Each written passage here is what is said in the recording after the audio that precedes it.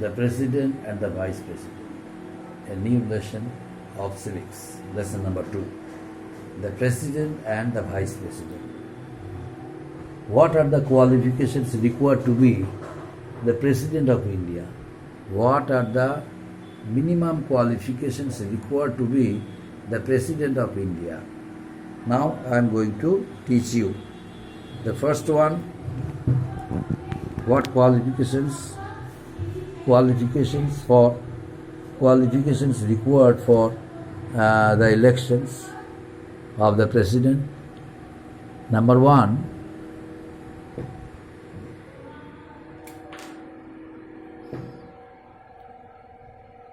she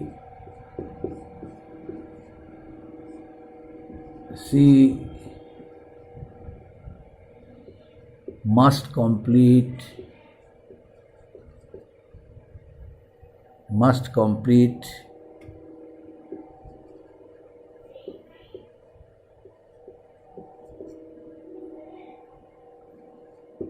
35 years of age. He or she must complete 35 years of age. And second one, he or she must become the word 35 years of age.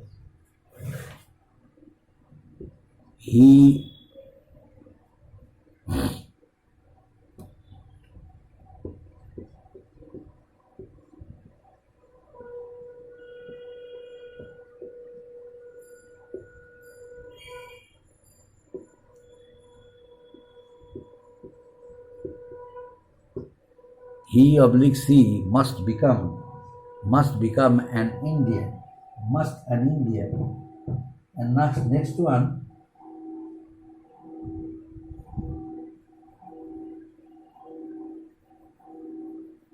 point number 3,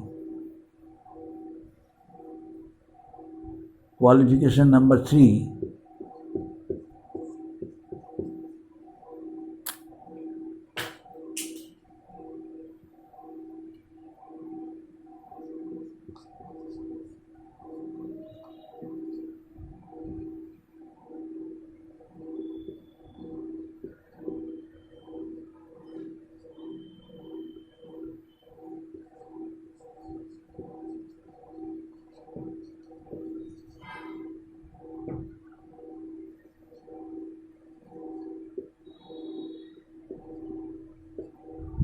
he or she must become a member of parliament.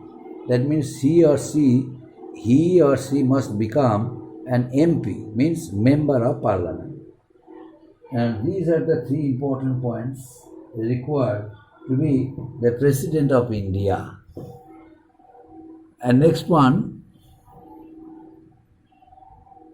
which are not eligible. A candidate must not become the President of India, and his candidature can be disqualified. He must be disqualified with these things if he is or she is unable to fulfill it. That means a candidate must not become the President of India if he is associated with it. Number 1, the person shall not be eligible for election as President if he holds any office of profit under the government or private sector. That means a President must not become a person cannot become a President. A person cannot become a President if he or she holds an office of profit under the government or under private sector. And next point, a person who holds any office of profit, a person is not deemed to hold an office of profit by reason only that he is the President or Vice President or Minister either for the Union or for any state. That means not only the President of India but also the Vice President, also the member of also the Minister of India, Minister for State, Minister for Union must not become must not have any office of profit, must not hold any office of profit under government or private sector. If he has or she has any office of profit under the government or private level, his candidature will be cancelled. That means in that case the person will not become the president or vice president of India. So the president, a person can become the president only when she would become, a member of parliament. She must she must complete the age of 35 years, and she must become an Indian citizen. In that case, the person can become the president of India, or can submit his nomination as the candidate for presidential election. But a person cannot become the president if he or she has any office of profit under government or private level.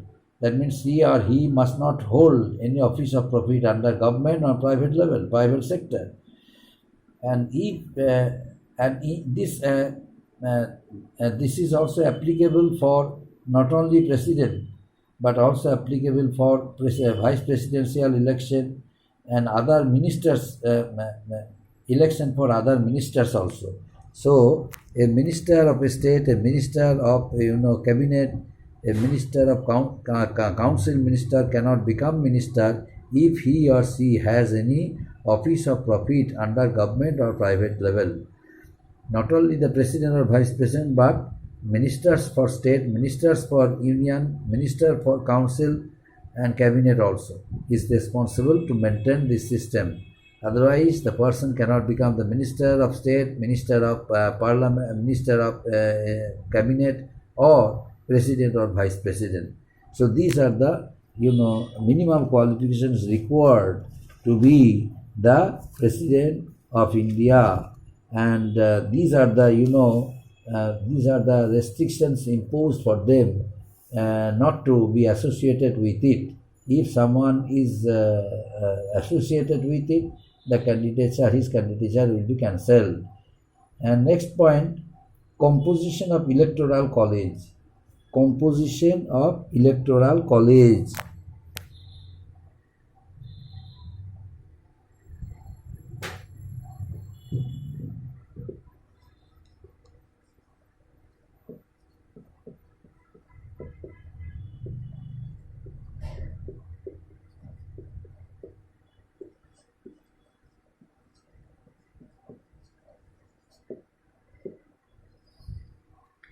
Composition of electoral college. Now, what are the compositions of electoral college? The president is elected indirectly by the president of India is elected indirectly by the members of the parliament, by the members of the Lok Sabha, the members of the Rajya Sabha, and the members of the legislative assemblies of the states. So they elect the president by casting their votes. The elected members of both houses of parliament, they cast their vote. The elected members of legislative assemblies of the state, including national territories of Delhi and the union territory of Pondicherry, they cast their votes and make a person as the president of India. So the votes of the members of the Lok Sabha and members of the Rajya Sabha, the votes of the members of the state legislative assemblies, union territories are required to be the president of India. Now, nominated members of either house of parliament and state assemblies are not eligible to be included in the electoral college. The nominated members are not eligible to be included in the electoral college, but only the members of the Lok Sabha, the members of the Rajya Sabha, the members of the legislative assemblies of different states and union territories are eligible to be a part of the electoral college. So, not the nominated members. A presidential candidate will have to be proposed by 50 members of the electoral college, MPs including MPs and MLAs, and seconded by another 10 prosperous and 10 seconders, mean 10 prosperous, 10 proposers, not prosperous, sorry, 10 proposers and 10 seconders. They propose a person liable to be the President of India. Their name is proposed. The name, 2 or 3 or 4 names can be proposed by, by the members initially, both by the members of parliament and both by members of the legislative assemblies, including 10 seconders. And this was done. This was increased by an ordinance promulgated in June 1977 under the ordinance, 1997.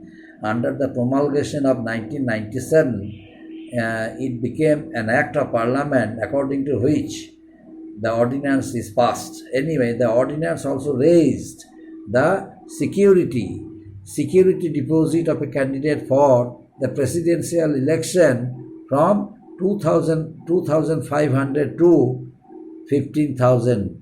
2,500 to 15,000, a sum of rupees 2,500 rupees to 15,000 is amounted to be deposited for contesting the presidential election.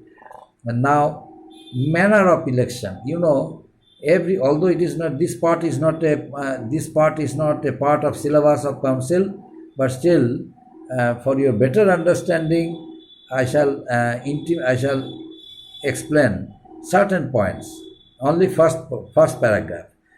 Every election, here it is written, it is a part of our topic. That's why I am teaching this. Every elected member of the Legislative Assembly of a state has many votes as there are multiples of 1,000 in the quotient obtained by dividing the population of the state by the total number of elected members of the assembly. The voting power of an elected member of a Vidhan Sabha is calculated according to the following formula, means total population of the state, number of elected members into 1,000 of Vidhan Sabha. It is nothing but a calculation by which the election process will be conducted by the election commission or the electoral college. That's why this part, we have this point, we have to keep it in our mind. The next point, single transferable vote. That means the election commission, the single transferable vote is a system, means all candidates are listed and the elector gives them number according to the preference. Once the votes are cast, the first preference votes are counted. If any candidate gets an absolute majority or more than 50% of the votes, he is declared elected. If no candidate is able to get an absolute majority in the first preference votes, then the candidate who has secured the least votes is eliminated and his second preference votes are taken into consideration. This process of elimination continues until a candidate gets an absolute majority and he is declared elected. The 29th Amendment Act of the Constitution of India and 44th Constitution Amendment Act lay down that any dispute over the election of the president shall be decided by the Supreme Court of India. Any type of disputes arised while conducting the election for president, that matter can be decided by whom? That matter would be decided by the Supreme Court of India. That's why this point we have to keep us in our mind.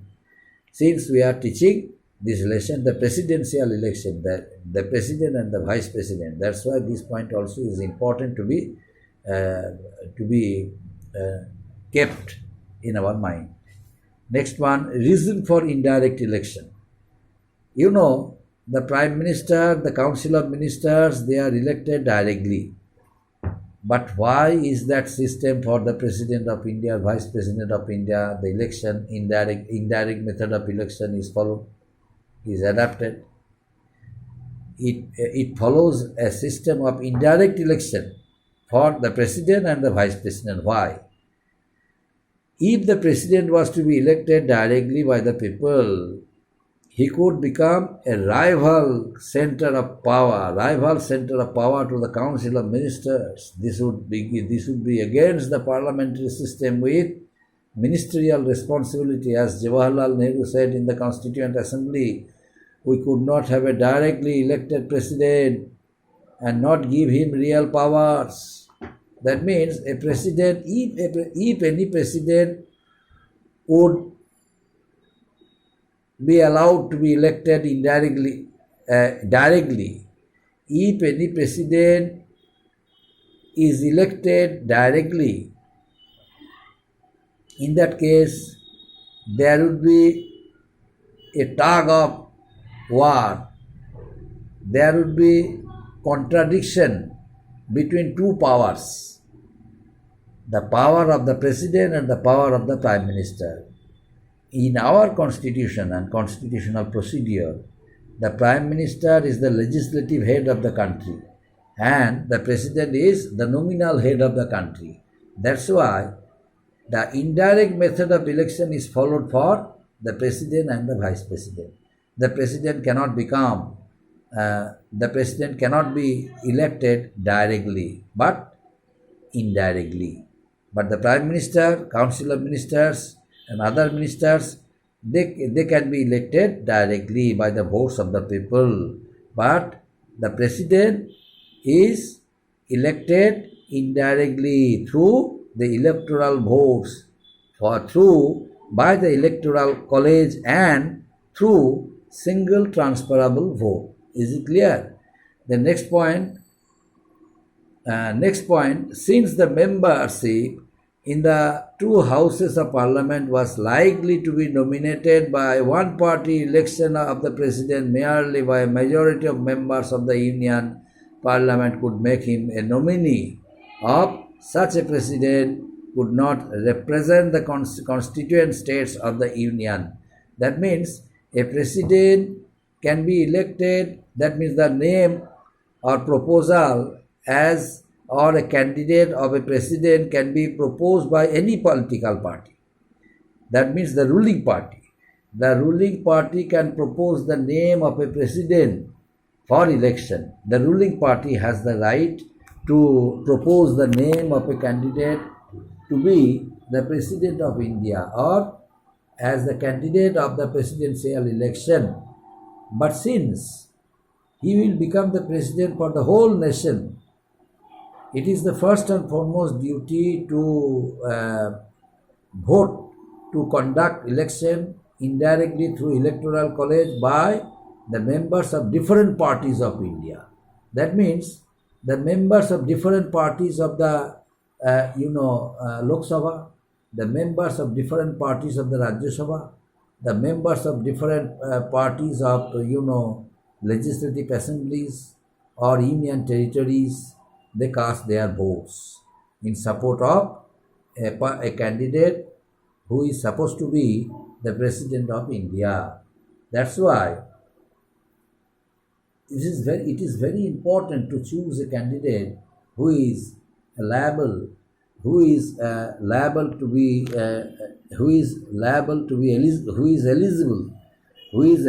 to shoulder his or her responsibility as the President of India. Now, single transferable vote. This is the another thing is that why is the system of indirect election? Third point, the President is elected by an electoral college.